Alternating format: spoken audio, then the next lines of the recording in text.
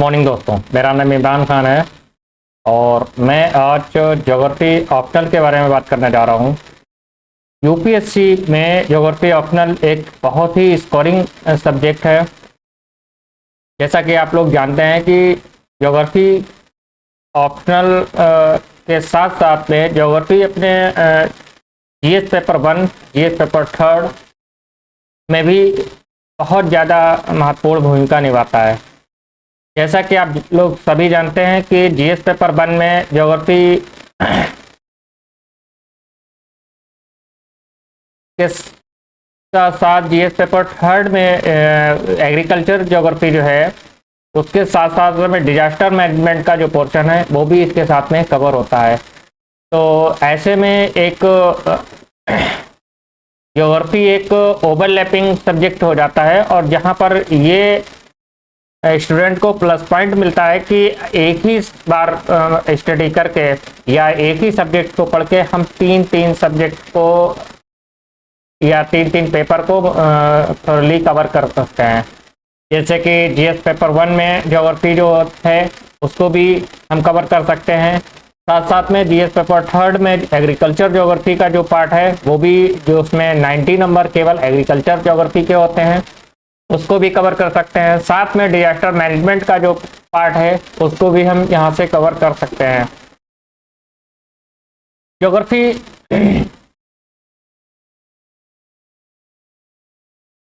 एक बहुत ही dynamic subject है और ज्योग्राफी ही एक ऐसा सब्जेक्ट है जो सभी सब्जेक्ट से इंटरलिंक करता है।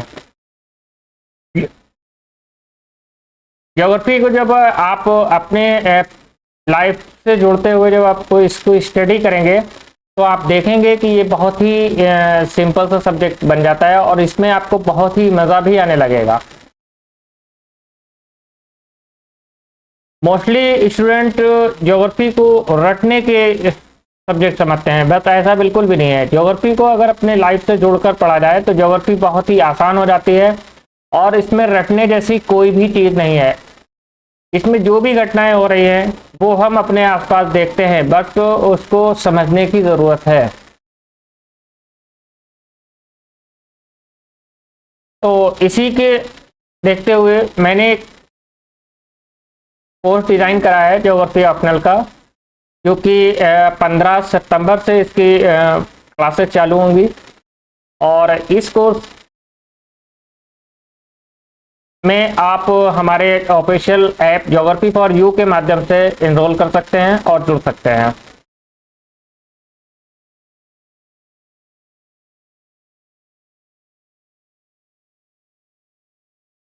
तो आज जो हम बात करने जा रहे हैं वो हम भू आकृतिक विकास के नियंत्रक कारक की बात करने जा रहे हैं कि फैक्टर कंट्रोलिंग लैंडफॉर्म डेवलपमेंट।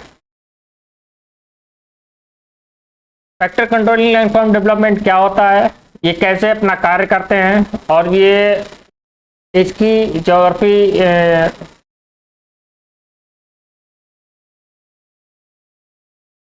में क्या आवश्यकता है। तो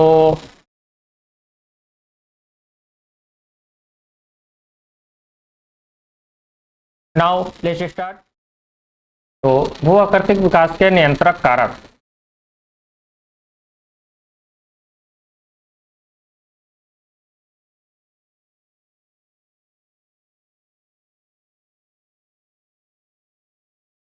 विकास के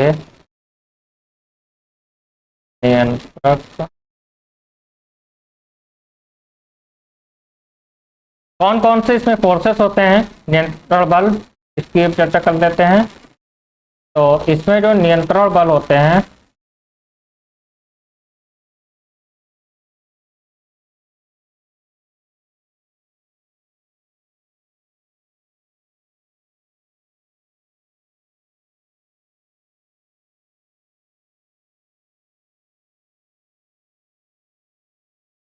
नियंत्रण बल, इसमें सबसे पहले जो बल आता है उसको हम बोलते हैं अंतर्जात, यानी कि इंडोजेनेटिक फोर्सेस। और दूसरा होता है हमारा एक्सोजेनेटिक फोर्सेस। तो इंडोजेनेटिक और एक्सोजेनेटिक फोर्सेस एग्जैक्टली है क्या, पहले हम इसको समझ लेते हैं।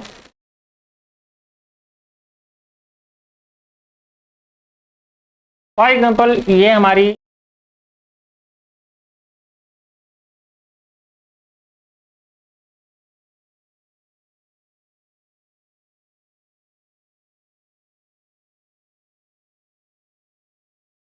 तो इसमें जो हम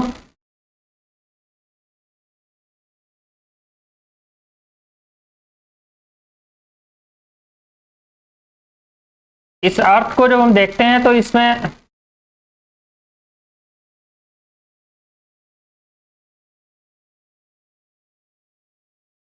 एक बल अंदर से ओर से लगता है। जब ये कोई भी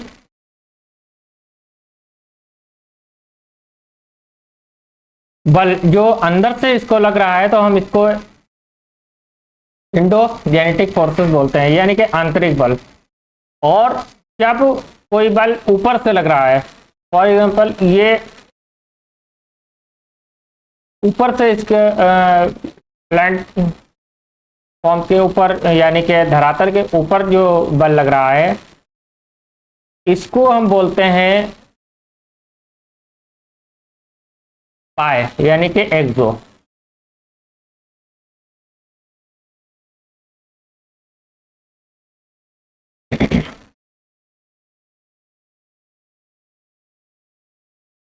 पाए है और यहां पर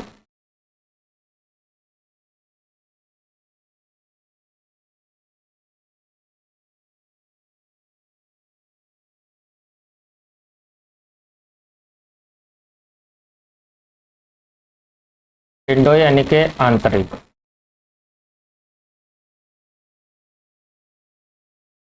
तो जो बल पृथ्वी के अंदर से लगते हैं उसको हम एंडोजेनेटिक फोर्सेस, और जो बल पृथ्वी के बाहर के ऊपर यानी कि धरातल जो है उसके ऊपर लगता है उसको हम बाह्यजनित बल कहते हैं। तो आगे देखते हैं इसको।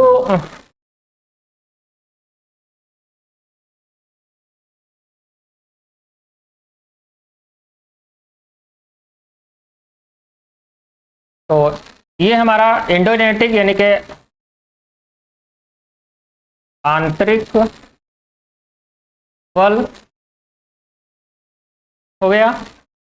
और ये फर्दर टू पार्ट में डिवाइड है, जिसको हम पहले डायस्ट्रोपिक फोर्सेस यानी कि पटल विरूपणी बल कहते हैं। हिंदी में इसको पटल विरूपणी बल कहते हैं। पटल बड़ी।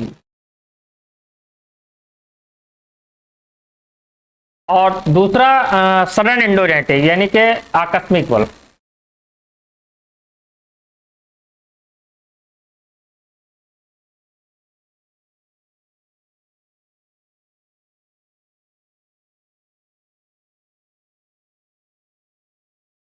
तो पटल विरूपणी बल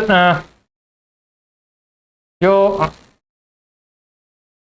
धरातल के नीचे से जो बल उत्पन्न होता है जिसको हम कहते हैं पटल विरूपणी बल, और इसको आगे फर्दर टू पार्ट में डिवाइड है, जिसको हम बोलते हैं एपियोजेनेटिक फोर्सेस और दूसरा है ऑरोजेनेटिक।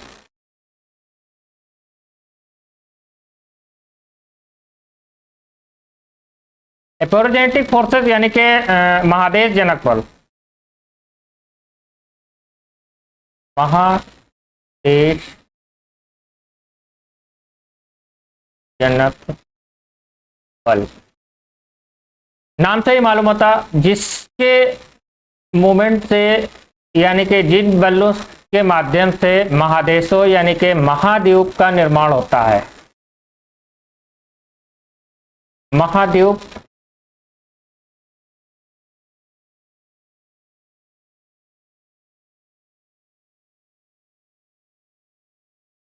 इसी के माध्यम से महाद्वीपों का निर्माण होता है।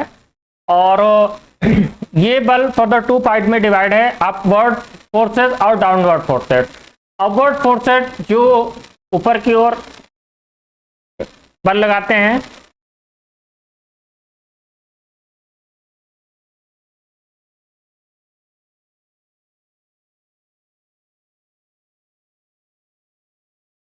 यानी कि उत्थान बल,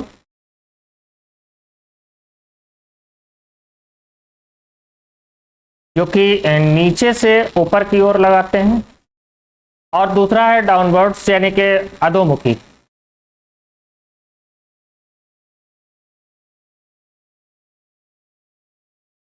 ये फोर्सेस ऊपर से नीचे की ओर पर लगाते हैं। तो इनके माध्यम से जो होता है हमारा महाद्वीपों का निर्माण होता है। आगे जब हम इसको देखते हैं ओरिजेनेटिक फोर्सेस में, तो ओरिजेनेटिक यानी कि पर्वत निर्माण, पर्वत निर्माणकारी,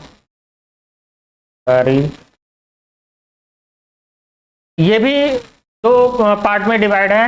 नंबर एक टेंशन फोर्सेस, और नंबर दो जो है हमारा कंप्रेशन।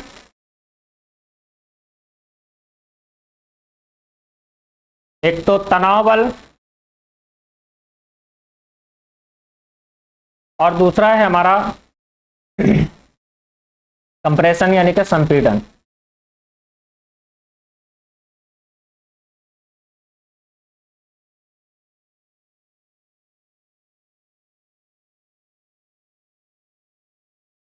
ये क्या होता है इसको भी देख लेते हैं।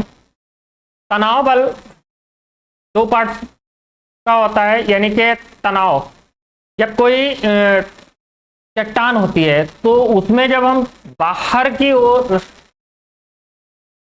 जो बल लगता है तो उसको हम तनाव बल कहते हैं। मान लीजिए यही एक रॉक है, और इस रॉक में एक इधर की ओर बल लग रहा है और दूसरा आपका इधर की ओर बल लग रहा है। तो ऐसे में क्या होगा, मैं कुछ ले लेता हूं।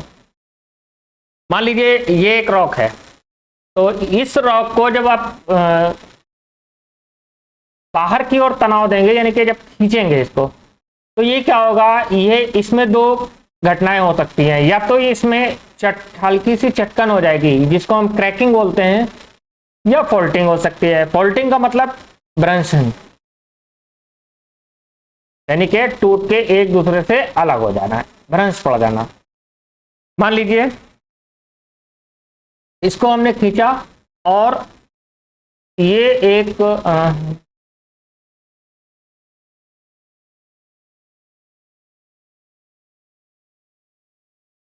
फॉर एग्जांपल ये एक रॉक स्ट्रक्चर है, और इसको हमने खींचा, इधर की ओर बल लगा और इधर को बल। तो ऐसे में क्या होगा, या तो इसमें इस तरीके से क्रैकिंग पड़ जाएगी चट्टान में, अदरवाइज अगर, और या तो इसमें दूसरी घटना ये हो सकती है कि ये एक चट्टान है और इसका एक पार्ट क्रैकिंग होकर ये टूट जाए, और ये टूट कर क्या हो जाए, ये टूटकर एक चट्टान यहां पर हो जाए और दूसरी चट्टान यहां पर, यानी कि एक ये और एक ये। तो इन दोनों के बीच में फॉल्टिंग हो गई। तो इस तरीके से इसको हम आप चटकन कहते हैं, और इसको हम फ्रिक्शन कहते हैं। आगे देखते हैं, कंप्रेशन की बात करते हैं। तो कंप्रेशन में तनाव बल होता है। तनाव बल यानी कि जब हम वो सॉरी संपीड़न, संपीड़न में जब हम अंदर की ओर जोर लगाते हैं, मान लीजिए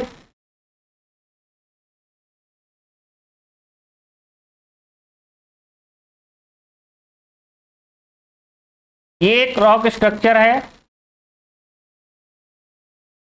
और इसमें दोनों तरफ से अंदर की ओर बल लग रहा है, इधर से भी और इधर से भी। तो ऐसे में क्या होगा कि या तो इसमें दो घटनाएं होगी, वार्पिंग और फोल्डिंग। वार्पिंग और फोल्डिंग यानी कि संबलन और बलन।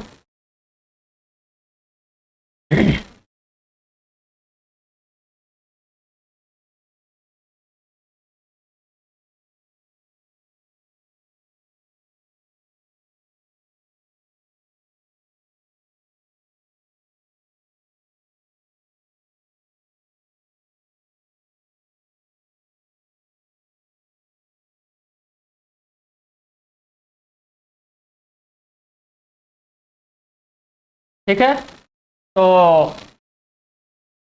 वॉर्पिंग यानी कि ये स्ट्रक्चर जब अंदर की जब दबाव पड़ेगा तो या तो ये फोल्ड होगा इस तरीके से, और अदरवाइज अगर ऐसा नहीं होगा तो ये फोल्ड होगा इस तरीके से। यानी कि या तो ये ऐसे हो जाएगा और या तो ये ऐसे हो जाएगा। जब ये ऊपर की ओर फोल्ड होगा तो इसको हम अप वॉर्पिंग कहते हैं, इसी को हम कहते हैं अप वॉर्पिंग। यानी कि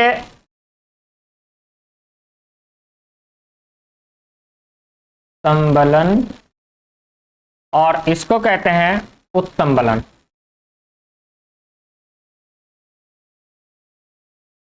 दूसरा है हमारा डाउनवर्ड, डाउन वॉर्पिंग में अपसंबलन।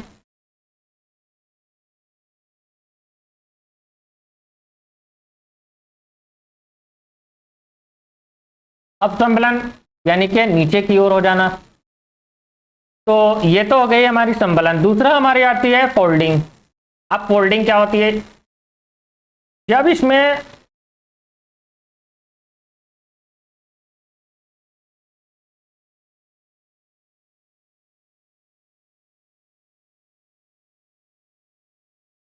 जब इस स्ट्रक्चर में इतना मतलब कंप्रेशन पड़ेगा, दबाव दोनों तरफ से। ये देखिए, ये जब हम दबाव डालें तो ये ऊपर की ओर जा रहा है, या इसमें नीचे की ओर भी ये जा सकता है। ये नीचे की ओर चला गया, ये ऊपर की ओर चला गया। तो इस तरीके से क्या नाम जो है वार्पिंग होती है। वार्पिंग के अलावा इसमें एक फोल्डिंग की भी घटना होती है। फोल्डिंग की घटना मान लीजिए कैसे में,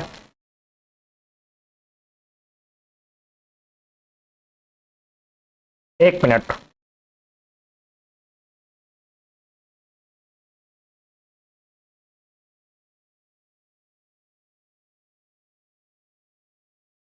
जब हम इसको कंप्रेशन करेंगे तो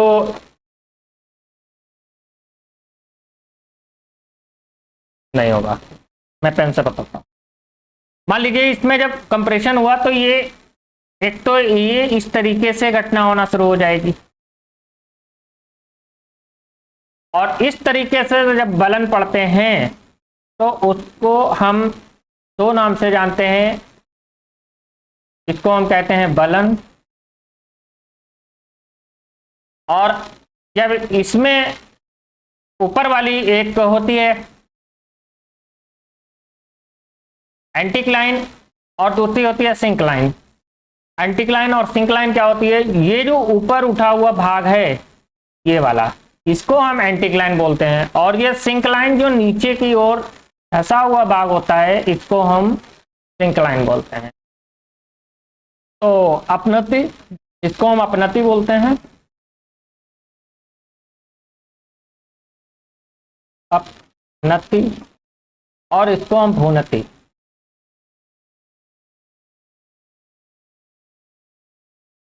या अभिनति।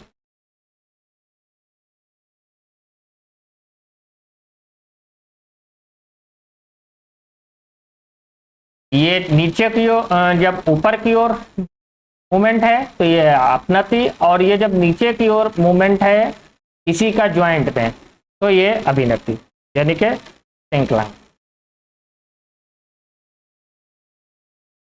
आगे देखते हैं। तो ये हमारा एक पार्ट हो गया है पटल विरूपणी बल।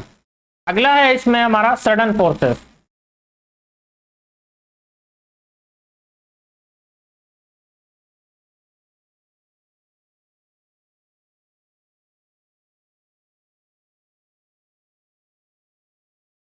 सडन फोर्सेस यानी कि आकस्मिक बल।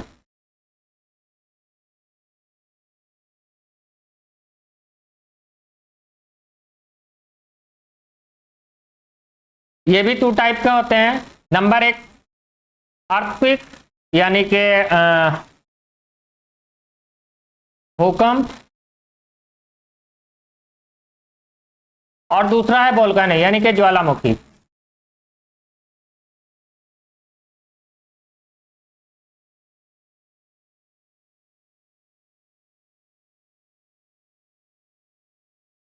तो अंतर्जात बल के बाद में दूसरा हमारा जो पार्ट है वो है एक्सोजेनेटिक यानी कि बाह्य जनित बल।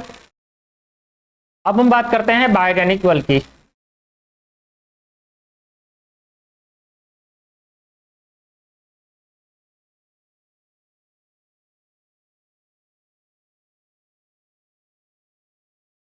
दूसरा है हमारा बाह्य जनित बल यानी कि एक्सोजेनेटिक फोर्सेस।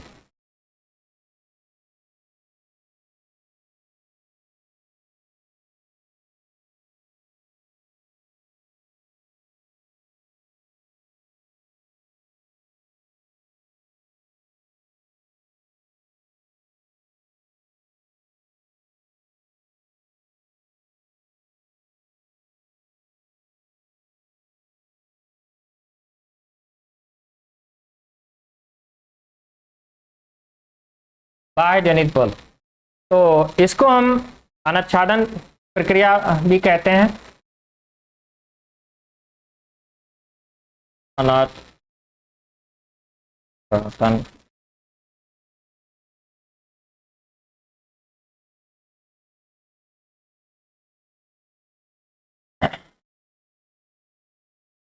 इसमें सबसे पहला आता है वेदरिंग यानी कि जिसको हम बोलते हैं अपक्षय।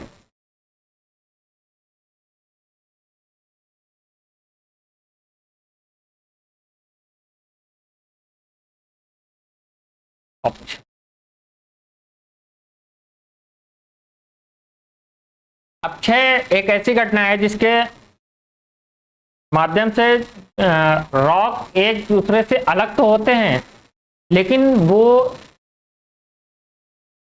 इसमें ट्रांसपोर्टेशन माध्यम शामिल नहीं होता। जैसे कि मान लीजिए कोई स्ट्रक्चर है, रॉक स्ट्रक्चर है, ये एक रॉक स्ट्रक्चर है और इससे एक पार्ट टूटकर ये अलग हो गया, तो ये एक दूसरे से अलग तो जरूर हो गए लेकिन ये एक दूसरे से कहीं पर हटे नहीं, वहीं पर मौजूद हैं। तो ऐसी घटना को हम अपक्षय के नाम से जानते हैं। जब ये रॉक स्ट्रक्चर यहाँ से हटकर अगर किसी दूसरी जगह पर, मान लीजिए ये ट्रांसपोर्ट होकर इधर आ गया, यहाँ पर आ गया, तो ये घटना जो है हमारी इरोजन कहलाती है यानी कि अपरदन। तो पहली घटना अपक्षय की है, दूसरी अपरदन की है। तो अपक्षय किन किन माध्यम से होता है इसको हम देखते हैं। सबसे पहले होता है फिजिकल पार्ट में, जैसे मान लीजिए कि कोई भूकंप वगैरह आ गया और उसके माध्यम से कोई चट्टानें जो थी हिल डुल गई और टूट फूट गई, एक तो ये हो सकता है। दूसरा आ रहा है केमिकल इरोजन। केमिकल इरोजन में जैसे आपने देखा होगा कि लोहे में जंग लग जाना, तो इसके माध्यम से भी लोहा जो है वो ख़त्म होने लगता है। तीसरे है बायोलॉजिकल वेदरिंग, जैसे आपने देखे होंगे माउस यानी कि चूहे वगैरह भी चट्टानों को काटते वगैरह रहते हैं और भी तमाम प्रकार के कीट पतंगे होते हैं, जानवर होते हैं जो चट्टान को तोड़ते फोड़ते रहते हैं। जैसे मान लीजिए बड़े जानवर हैं, भैंसा है या और जिसके पैर मतलब बड़े होते हैं, तो वो अपने पैरों के माध्यम से जो है मृदा को या रॉक को इधर से उधर तोड़ते फोड़ते रहते हैं। तो इस तरीके से अपक्षय हमारी 3 टाइप से होती है। इसके बाद में इसको हम लोग कहते हैं भौतिक अपक्षय।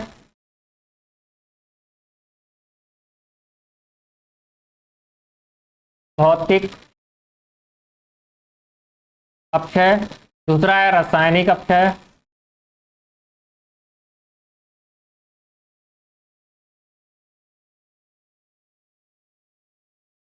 और तीसरा है जैविक अपक्षय।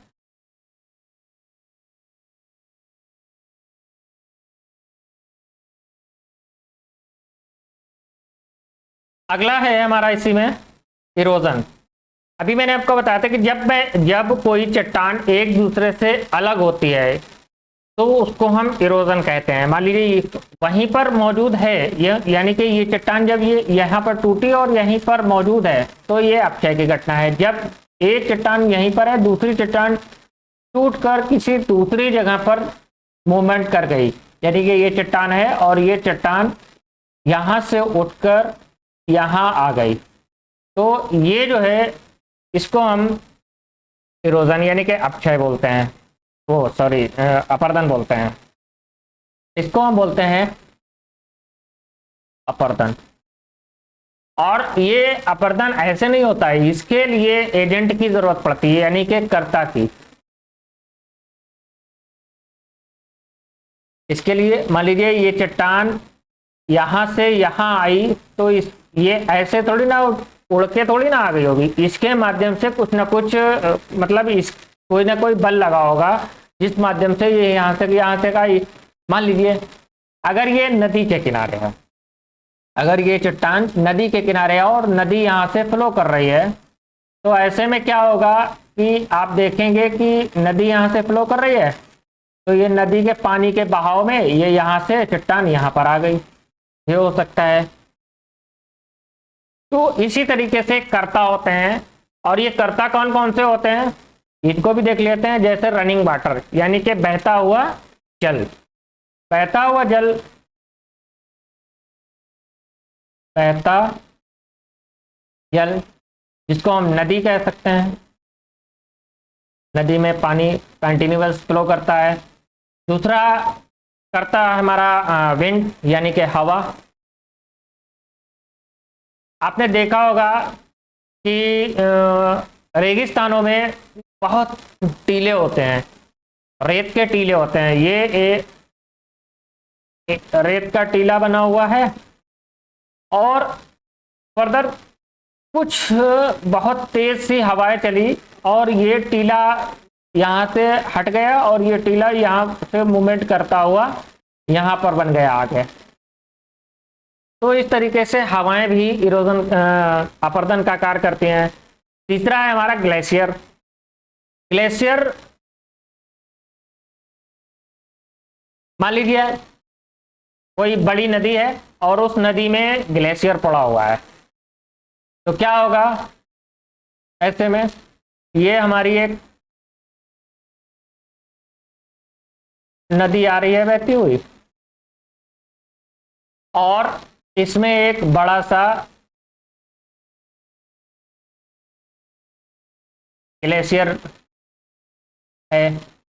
तो जब आगे ये बढ़ेगा तो ये ऐसा थोड़ी ना है कि ये तैरता हुआ ऊपर आ जाएगा, तैरता हुआ आएगा जरूर, लेकिन ये खाली नहीं आएगा। इसके साथ में इसके आगे जो भी रॉक, मलबा, गाद, जो भी मतलब कीचड़ पीचड़ जो भी होगी, उस सबको समेटे लेकर आएगा। तो ऐसे में ग्लेशियर भी अपर्दन का कार्य करते हैं। तीसरा हमारी है ग्लेशियर यानी कि हिमनद।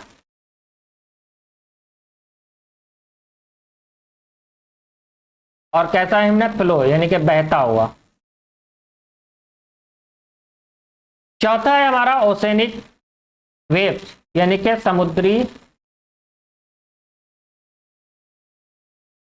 तरंगे। अब ये समुद्री तरंगे कैसे काम करती हैं, मान लीजिए ये हमारी एक वाटर बॉडी है,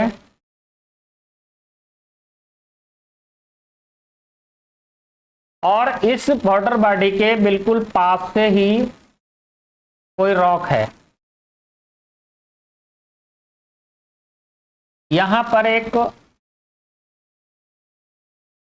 रॉक है, ठीक है। तो क्या होगा कि जब तरंगे इसमें चलेंगी,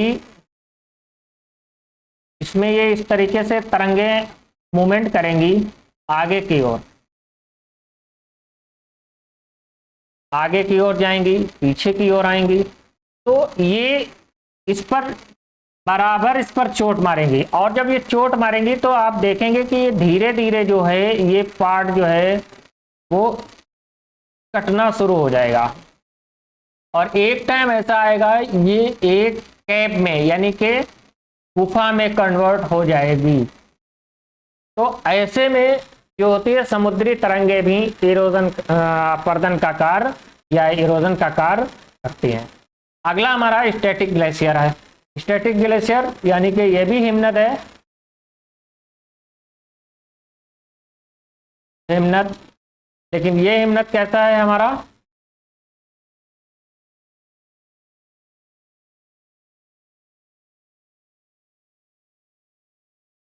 स्टैटिक, स्थिर। तो स्थिर जो ग्लेशियर होता है वो भी अपनी जगह पर कटाव का कार्य करता है, और दूसरी, और जब वो कटाव करता है तो वो जो मृदा या जो भी चट्टान होती है या जो भी मिट्टी वगैरह जो भी होता है वो एक दूसरे से जगह इरोजन हो जाता है। तीसरा है हमारा ट्रांसपोर्टेशन, यानी कि इसको कहते हैं परिवहन।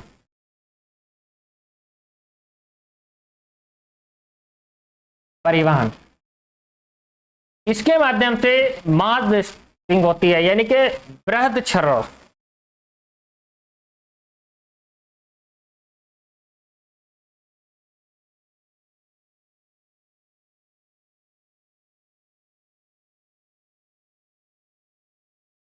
यानी कि बहुत ही बड़े लेवल पे किसी भी चीज का क्षय हो जाना। तो इस तरीके से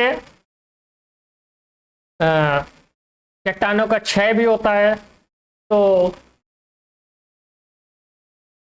आज जो हमने देखा वो ये देखा है कि फैक्टर कंट्रोलिंग लैंडफॉर्म कौन कौन से होते हैं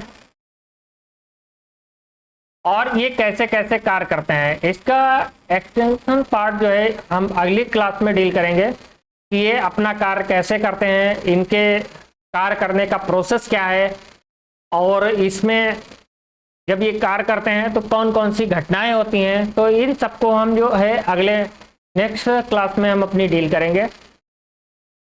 यहाँ तक उम्मीद है आप लोगों के समझ में आया होगा, और नेक्स्ट क्लास में हम इसका जो भी इसका प्रोसेस है, प्रक्रिया है वो कैसे कैसे अपना कार्य करते हैं, कौन सा बल किस तरीके से कार्य करता है, कौन सा किस बल के कारण कौन सा लैंडफॉर्म स्ट्रक्चर बनते हैं। तो ये सारी चीज़ें हम नेक्स्ट क्लास में डील करेंगे। तब तक के लिए इजाज़त दीजिए। Thank you.